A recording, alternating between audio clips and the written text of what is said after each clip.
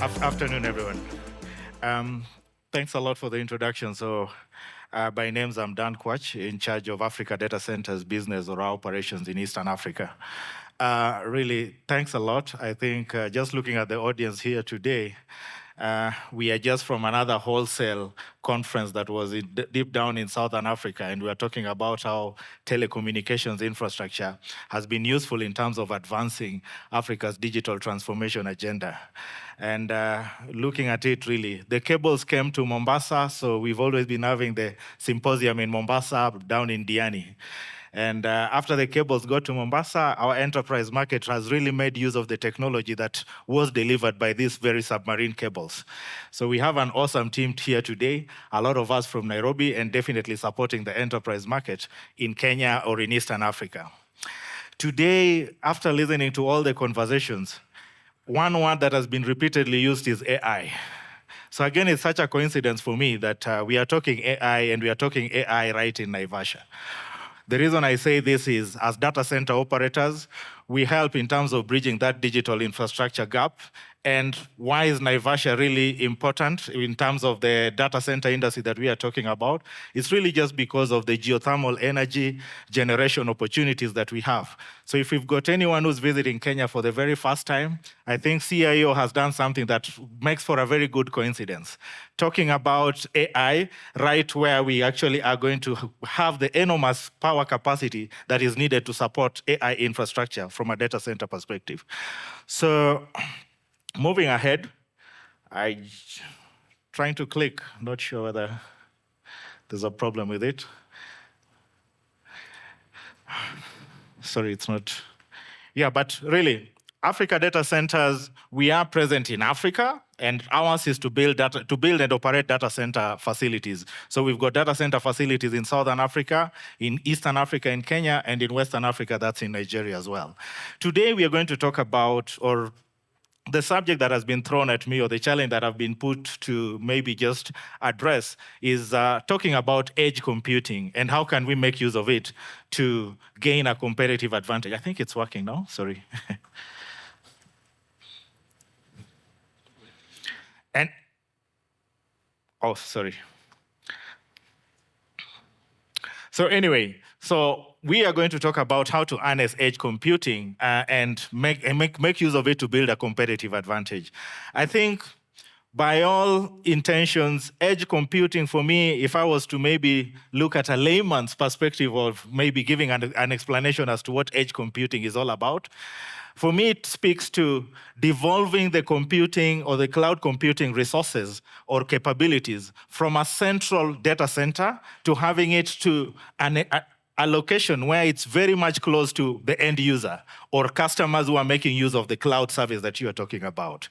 That will be the easiest explanation, because we talk about edge, transferring the processing, analyzing, and storing capabilities from the central data centers to the data centers that are nearest to the customers. And the customers here being you and me. We all make use of technology in one way or another through our digital devices. Technology in terms of AI has also shaped the use of edge data centers so that we can actually have real-time analysis of some kind of data and make sure that there is a way that the solution that has actually been built around AI can meet its objectives. The only way it can meet its objectives is if at all we are going to have a shorter time frame for us to have that analysis done and maybe the intended outcome of the analysis out there. So in terms of cloud or edge architecture, just like I mentioned, we talk about the cloud data centers. Those are the big data centers that we were all talking about. It depends on each and every OEM. There are those that will call it a region. There are those that will call it an availability zone. It just depends on which operator or which OEM. But generally, those very big data centers, where exactly are they? A lot of them are primarily domiciled in Europe, so to speak. But as Africa data centers and alongside other private data center operators, we are also bringing the same kind of infrastructure within this continent. So yes, we have like 3% of global data center capacity sitting within the continent. And that is helping us to have those cloud data centers or that cloud data center resources that can then be made use of. But we've used the very strong and reliable network infrastructure that we have from those cloud data centers so that we can have the processing and storing capabilities in what we then call the edge data centers, which are sitting very close to the end users. Who are these end users? In this case, or looking at that depiction, you're looking at the IoT and the devices to be a depiction of the end users who we are talking about when you're looking at AI. Talking of opportunities, guys, so I indicated to you the IoT-related kind of devices, and I had to maybe just go and ask myself, how are we looking at the opportunities or the market out there in terms of IoT devices?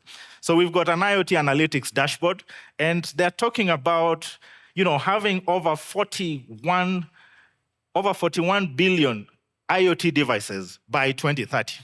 So the only thing I'm trying to say is this in itself should make for a compelling reason for us to be asking ourselves, what solutions can we then come up with that are going to make use of the very IoT devices that are being sold in the market out there?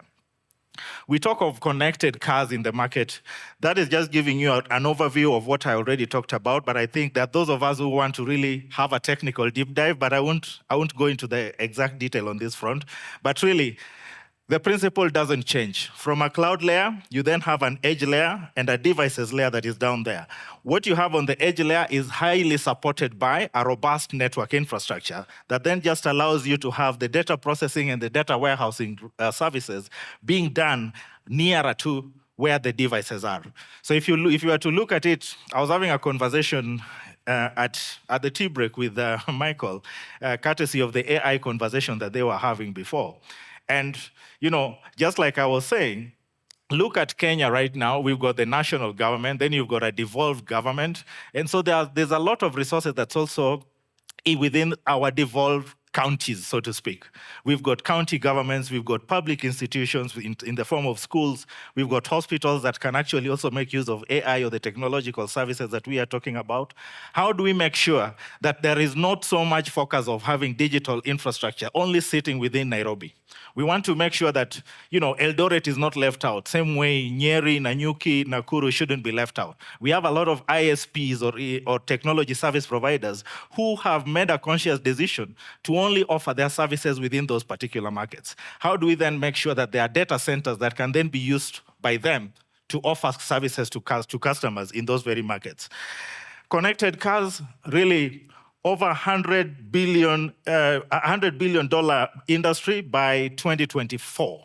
That is as per Statista. So looking at just the other opportunities in the other technologies that are making use of IoT.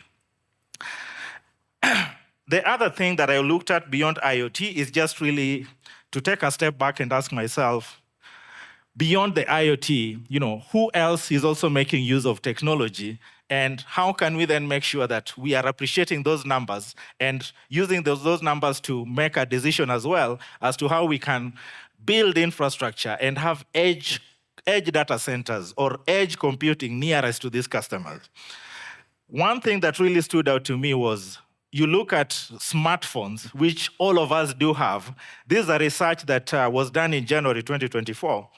But really, it did confirm something that I will say has become a norm today.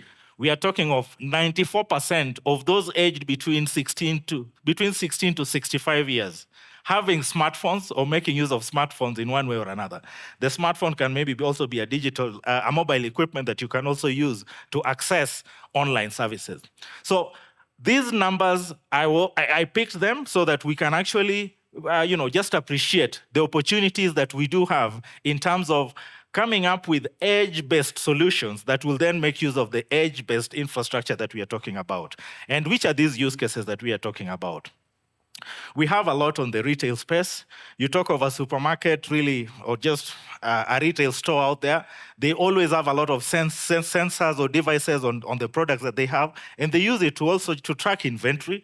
They use it to also track, customer behavior in terms of what do you end up buying on a more daily basis or a lot oftenly. You talk industrial.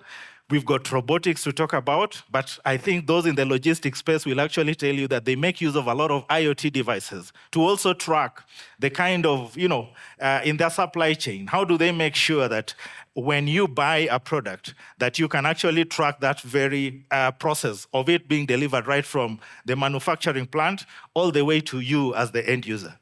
In education, really, IoT is something that is again made use of in terms of, just supporting things to do with augmented reality experiences so that you can give a better learning experience to customers. In healthcare or telemedicine, so to speak, I also picked and this is all from Intel.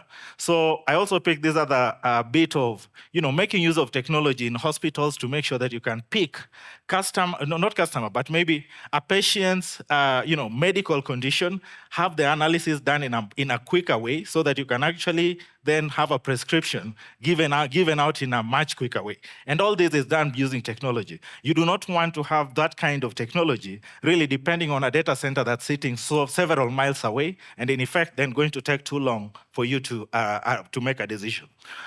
So the benefits of edge computing, I think it goes without saying that we talk about reducing speed and low latency because you've made sure that the processing is happening nearer to you, so you get quicker response. There's improved network traffic management. So network operators will actually tell you that the more they reduce, the dependency on international capacity or international connectivity, and they are making use of, local network resources, then that heavily improves efficiency.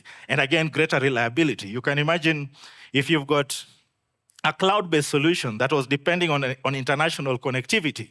What happens should you have an outage on that international connectivity that I think happened in Kenya this very year? We had 2 cable cuts that affected connectivity to the central data centers used by a lot of the OEMs in South Africa. So that affected us, and the only way you can actually resolve that is by challenging those OEMs so that they can have those services in the country or a lot closer to us. And again, just enhance security because the edge computing infrastructure by the OEMs has been built in such a way that it gives you and me a secure path to make use of the edge computing resources in terms of storage and processing. Looking at future outlook of edge, again, these I picked because while I see opportunities in the edge computing market, I thought, let me maybe have a confirmation bias on this. So that is how comes I was able to check on Accenture, and they're talking about 83% of companies are making use of edge, or they believe that edge is something that they need to consider in terms of their competitiveness in the future. But again, 81% of organizations are already seeing it that if at all they don't have an edge computing strategy, then they see a chance of failure in the near future. So really, this just makes for us to appreciate that let's not ignore the edge computing capabilities. Let's not ignore the opportunities that are brought about by edge computing as well. The last thing that I was probably now going to touch is something that the presenter from Microsoft did touch just before the break. But it's just to answer the question by Sam in terms of, so if you're talking about edge computing, then where exactly do we have this edge computing infrastructure? I looked at AWS, and what you see in, you'll forgive me for my color blindness, but I'll say blue for now. But when you see the African continent, you'll actually see the 3 dots. And those 3 dots are actually referred to as edge locations, and that is by AWS. So what you see somewhere within Eastern Africa, I want to believe that's in Kenya. So it gives us comfort that really we've got edge computing capabilities by AWS in Eastern Africa. Team, we are cloud and carrier neutral. So I had to also ask myself which are the players.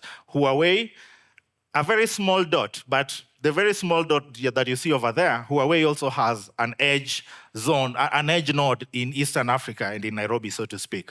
I know it's very tiny, so probably you're not able to see it, but really it sits somewhere within the East African market as well, and it's within Nairobi. Microsoft's data centers, I think the gentleman who spoke just before the break did allude to this, but you can actually confirm this. All this is public information. Huh? So what I'm sharing is not something that, I wasn't meant to be sharing, but this is publicly available. So you can also see for yourself that when you look at the African continent and looking at that key over there, you've got then what you call the regions, and then you also have the network pops. So what Microsoft refers to as the network pop, that's actually an edge zone within Kenya. Now, this makes for something that I also want us to appreciate. Look at the African continent, and then just look up above the African continent. Then you'll appreciate the number of data centers and edge locations that are deployed in Europe vis-a-vis Africa as a continent. I did that on purpose so that we can then see that really there is a digital infrastructure gap that we need to build up, and that's what the gentleman from Microsoft was also challenging us to do. Moving ahead, Oracle did make an announcement this year as well. So they do not have any presence in Kenya, but they actually have a planned region that's coming to Kenya. But in as much as this is the case, it doesn't mean that we don't have an Oracle presence within the country. I'm sure, I know that Oracle is making use of local cloud partners like Blue Chip. So they actually have, local presence, and they are supporting their local partners to make sure that the Oracle solutions can also be delivered even before the region goes live. And Google team, I will tell you, Google is big in this. They talk of having 187 edge locations worldwide. So they're all doing this to just make sure that beyond the central data centers that we are talking about, the edge data centers also need to be there to make sure that they can also support the customers even before they've got their public cloud infrastructure within those countries. There's something that I think I also wanted to just share, that one of those things that are also emerging as the benefits of edge computing really is just compliance from a data protection or data residency perspective. But I will call this something that is emerging, but I wouldn't really also say that we support the idea that countries should come up with data protection laws that really have a requirement for data to sit within their national borders. Data protection laws should look at principles that look at, identifying what's confidential, the tools, processes, and procedures to secure that data, and that in no way should not, infer that data is physically sitting somewhere then guarantees you security. Tim, that's it from me. I noticed that it was already read, so I end at that unless there's any question, but over to the next panel. Thank you.